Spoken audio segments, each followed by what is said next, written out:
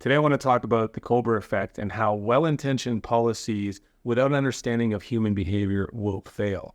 The Cobra Effect is a historical example that came out of colonial India, where the British, tired of having too many cobras in New Delhi, and I got this from Konstantin Kissinger from the Trigonometry podcast, amazing podcast if you want to expand your mind and be better at critical thinking. So they offered a bounty on dead cobras, so that the population who needed money would go around and hunt cobras and bring them in so they could reduce the cobra population. Well-intentioned policy.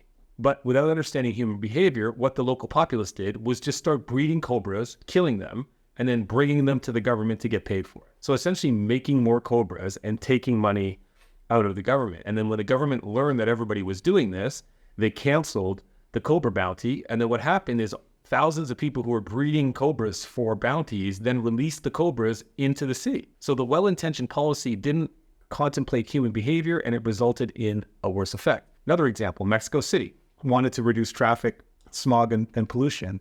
So they instituted a policy that license plates on cars with odd numbers at the end would go on certain days and even numbers on the other day. They thought that would reduce downtown congestion by 2.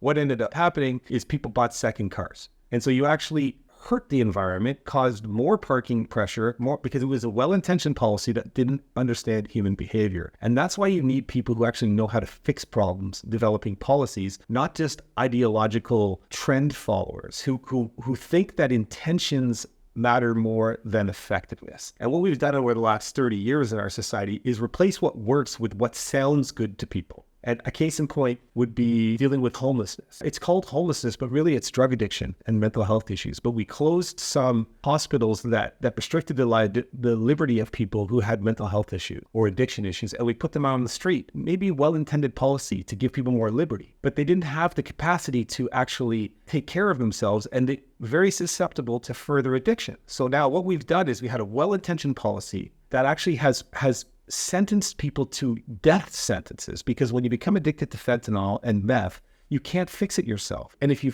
focus on treating them like, oh, they need to have all of their rights, well, they don't have the ability to fix. Nobody can fix a fentanyl addiction once you're addicted. Nobody can by themselves.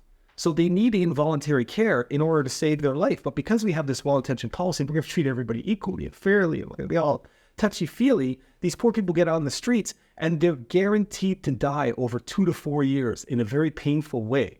They will consume $300,000 to $500,000 minimum of tax dollars that could be used to help people, because we're just allowing them to perpetuate their misery on the street. And we think that we have to build new houses. But if you're a fentanyl addict, you're not moving into a house.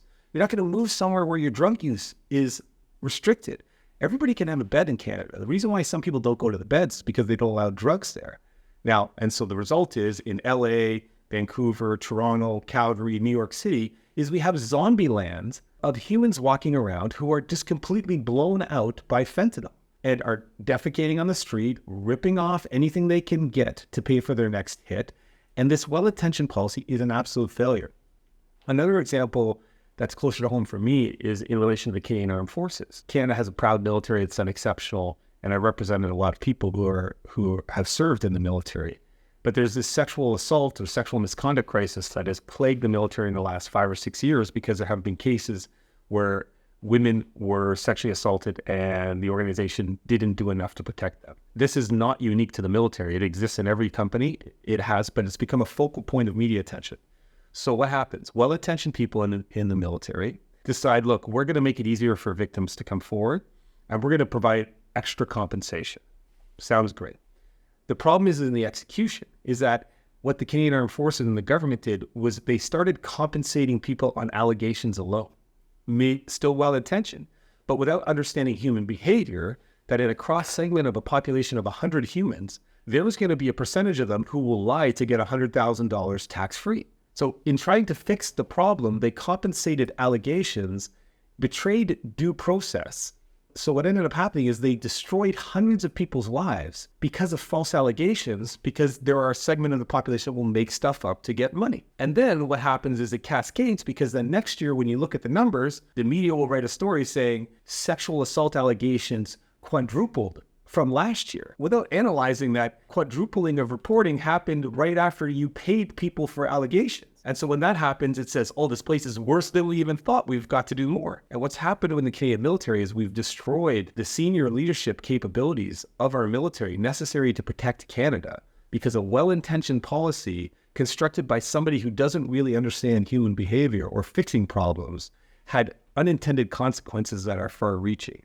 So the kind of lesson learned that I want to share with people is that you need to understand how the Cobra Effect can result in bad consequences regardless of your intentions. And maybe start considering again that it's okay to have elite people making decisions, people who really understand what's going on. And I'm not just saying people who are in high positions of power, but when we need to solve complex societal problems, it's not about what sounds good or gives you a warm and fuzzy in your tummy. It's what actually works so that we can move the needle in the direction we want to go. I don't want to see people dying on our streets. I don't want to see downtown businesses losing everything because we have zombies walking around because a couple of people have made it into an industry. And this is the last point I want to make, is that good causes often start from a good place, but they end up devolving into a racket. And this is especially true in the DEI ecosphere. Once your job is to identify and solve racism, if it gets solved, you're out of a job. So the people who are now enshrined in our government organizations and advising corporations have no incentive to say the problem isn't that big anymore because they need to get the next paycheck, the next consultation. They're not going to advocate themselves out of a job. And so you see DEI budgets and departments expanding and getting more ludicrous